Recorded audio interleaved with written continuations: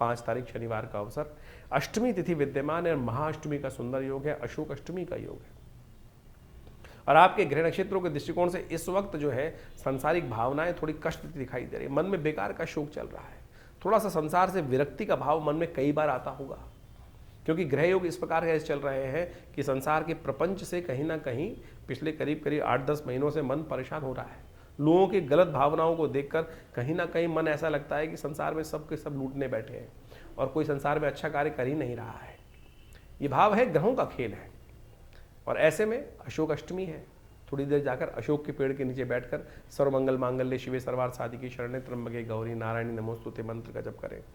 भगवती दुर्गा, भगवती सीता जी भी उसी अशोक वाटिका में अशोक वृक्ष के नीचे बैठी थी और इतना भयावह शोक उनके जीवन में था, उससे उस अशोक वृक्ष की छाया के कारण ही उनका शोक साथ साथ शम हो रहा था, साथ साथ खत्म हो रहा था।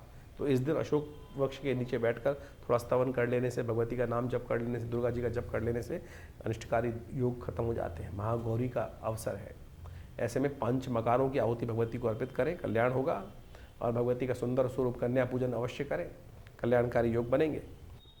8वां स्वरूप भगवती का महागौरी स्वरूप है, समस्त मनोकामनाओं का सिद्धि करने वाला स्वरूप है।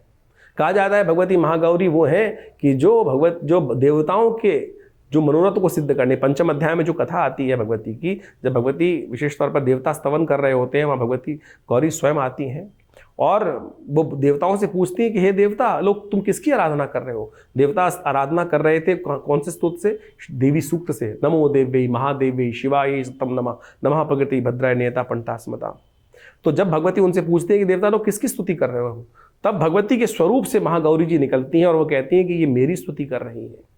भगवती पार्वती के शरीर से जब महागौरी निकलती हैं तो वो है महागौरी, समस्त देवताओं के मनोरथ भी सिद्ध करने वाली है, तो मेरे और आपके मनोरथ क्यों नहीं सिद्ध करेंगे? तो इस दिन विशेष तौर पर भगवती महागौरी की आराधना करनी चाहिए। कहा जाता है 5 मकारों की जो इस दिन यज्ञ के स्वरूप में उन भगवती को आहुति देते हैं। 5 मकार का मतलब है मत्स्य, मांस, महिष, मेष, मदिरा, यानी ये 5 मकार ये शाब्दिक रूप में है, इनका वास्तविक अर्थ जो है वो नहीं है, मांस की आहुति नहीं देनी है, मछली की आहुति नहीं देनी है, आहुति देनी है काम, क्रोध, मद, लोभ की।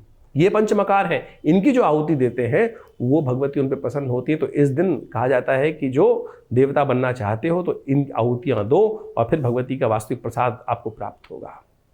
तो इस प्रकार से नव स्वरूप भगवती 9वां दिन जो है वो भगवती का बड़ा विशेष माना जाता है।